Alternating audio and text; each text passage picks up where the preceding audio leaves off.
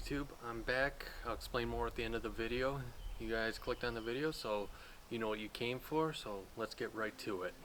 Today we are working on a 2011 GMC Terrain. Anybody who's been subscribed to my channel for a while will recognize this car. It used to be my dad's. I bought it off him about a year ago, so now it's mine, and today we're doing a brake flush on it. Alright, before we continue, I'm just going to tell you, I don't know everything. I'm telling you everything based on my experiences working at a dealership for 5 years, which I don't work at a dealership anymore. So there's better ways to do this, and there's ways of getting it done. But I'm going to just show you along with how I do it. And I've honestly never done a brake flush before, but there's really nothing to it. You're just basically taking the old brake fluid out and putting new in, and you basically flush out the lines with new brake fluid. So the way we're going to do that is we're going to take this tool. It's a Harbor Freight tool. I'll link the part number in the description, and we're going to suck it. We're going to suck it out and put in this cup. I'll show you when we actually do it. Then we put new brake fluid in, and then we pretty much bleed the brake lines, and that will pretty much cover it. It's pretty much that. It can't be too hard. And this tool is actually used to bleed the brakes, just to make it a one-man operation. But if you don't want to spend $20 on this tool, you can grab a partner and just have him or her pump up the pedal and bleed the brakes. But I'll show you that when we actually get there. But right now we're gonna extract the old brake fluid. And oh my god, this is gross. I hope you guys can see that, but I'm trying to.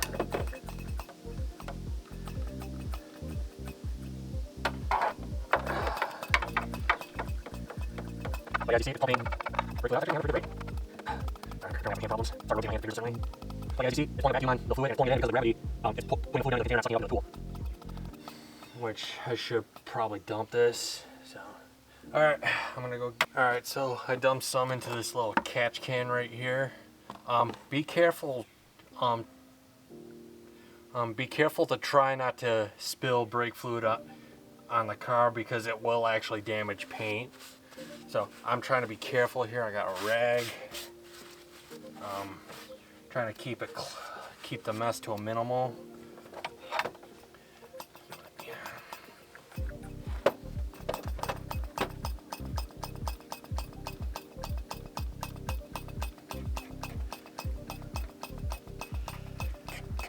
I don't know if you saw very well when I first started pumping out. It was pretty dark. Brake fluid is supposed to be clear, and over time it starts to break down, and I guess it lowers the boiling point, which damages the brake lines and can cause a potential blowout. So yeah.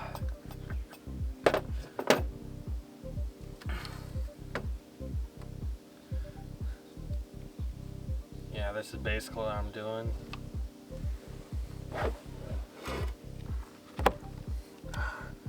Try not to create a bigger mess. Sheesh.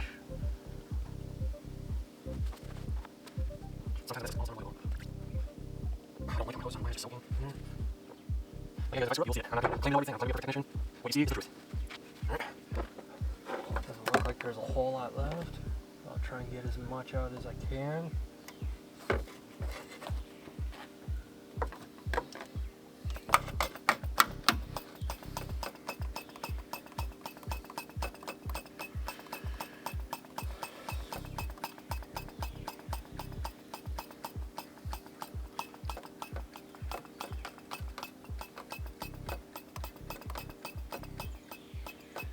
I see air bubbles, so looks like we're almost empty.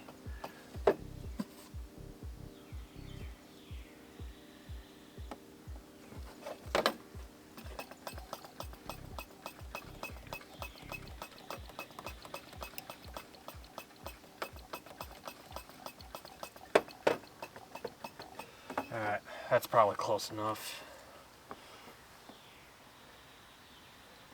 Because remember, we're going to flush the old stuff out through bleeding the brakes. So the brake fluid I'm going with is just the brake fluid from O'Reilly's. I didn't pick this out for any other reason than the fact it was just $3. Alright, got a funnel to minimize the spillage.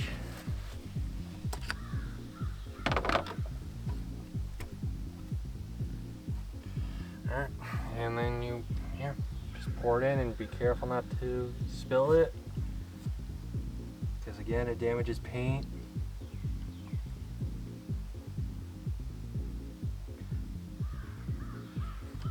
I don't know if you can catch that on camera, but this stuff is clear. That's what it's supposed. Holy. Yeah, this stuff is so clear. It was hard to see, but it's not the end of the world, because when we bleed the brakes, the level's gonna go down.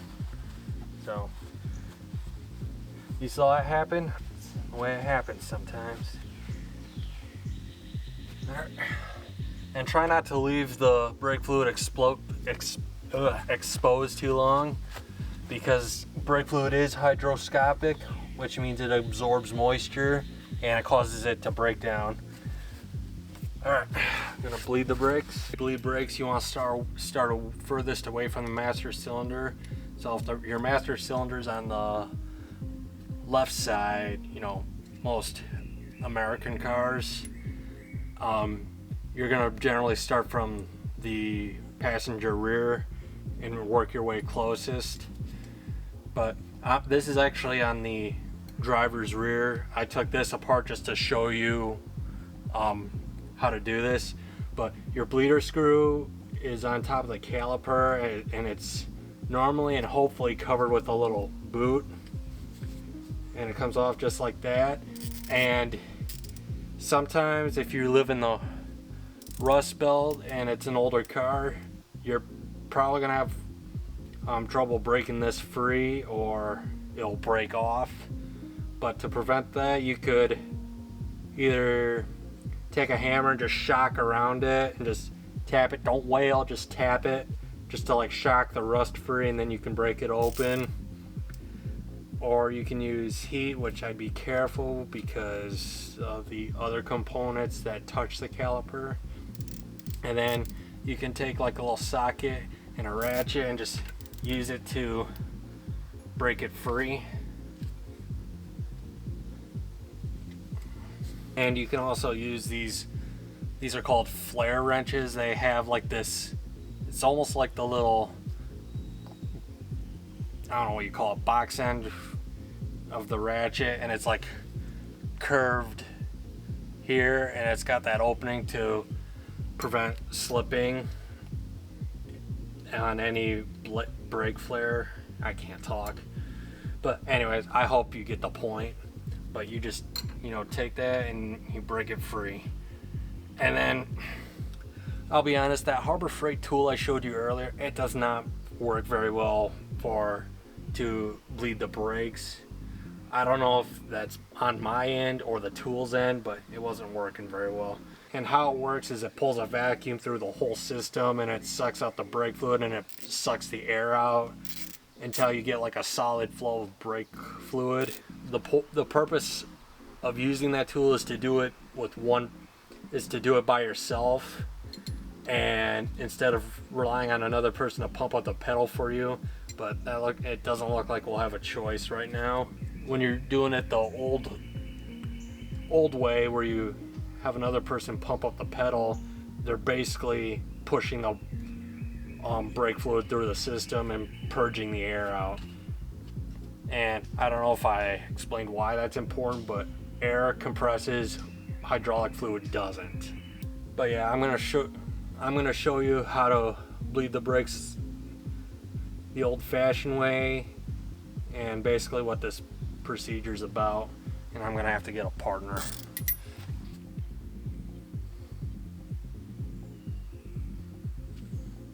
All right, go ahead, pump it.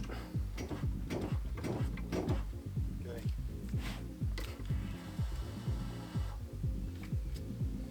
Pump it. Okay. pump it.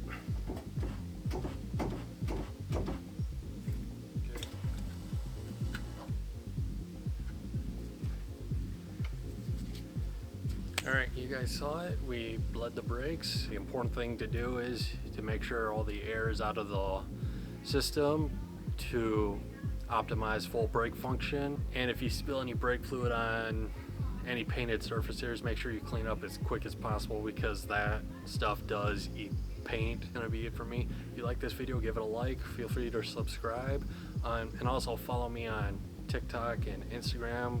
It's cinematic_mechanic. Basically on TikTok and Instagram, it's these videos just compressed down to 1 minute. It's not as thorough, but it's straight to the point. But anyways, that's gonna be it for me today, so I'll see you guys in the next one.